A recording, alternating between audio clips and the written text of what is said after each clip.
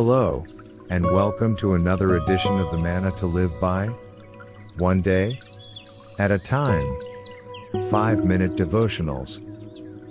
Today is April 17th. Today's reading is from Matthew 23:8-10, RSV. You are not to be called rabbi, for you have one teacher, and you are all brethren. And call no man your father on earth, for you have one Father, who is in heaven. Neither be called masters, for you have one Master, the Christ. The Lord Jesus warned his disciples against high-sounding titles that cater to the ego and put self in the place of the Trinity. God is our Father, Christ is our Master, the Holy Spirit is our teacher. We should not arrogate these titles to ourselves in the assembly. In the world, of course, we have an earthly father. In our work, we have a master, or employer, and in school, we have teachers. But in the spiritual realm, the members of the Godhead fill these roles, and should be honored exclusively as such. God is our Father, in the sense that He is the giver of life. Christ is our Master, because we belong to Him and are subject to His direction. The Holy Spirit is our teacher, because He is the author and interpreter of Scripture, and all our teaching must be guided by Him. How strange then, that churches perpetuate honorific titles, just as if Christ had never warned against them.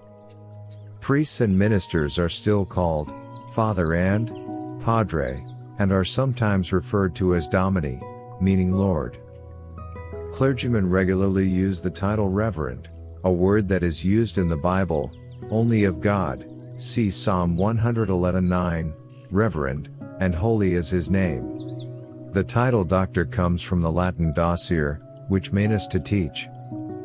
So doctor means teacher. The degree, whether earned or honorary, may come from an institution that is a pest house of infidelity, rather than a bulwark of the Christian faith. Yet, when a man is introduced as doctor in the assembly, the implication is that his words have added authority because of his degree.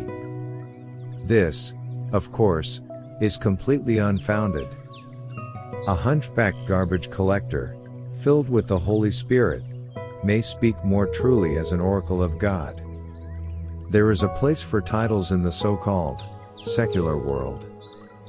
The principle that applies in that sphere is, render therefore to all their dues, honor to whom honor, Romans 13:7. But the principle that applies in the assembly, is laid down by the Lord in the words, you are all brethren, Matthew 23:8. Let us pray, Lord, while we are exhorted to render, to all their dues, and honor, to whom honor, help us to be always aware of, and hold on to, the principle that applies in the assembly, as laid down by the Lord, that we are all brethren. In Jesus' name I pray. Amen. Thank you. Today's devotional, originally written by William MacDonald. Adapted and developed as Manna-to-live-by, for audio and video screen by Don Benjamin. For previous days' devotionals, please click the channel link given in the description box below. Thank you, and to God be the glory.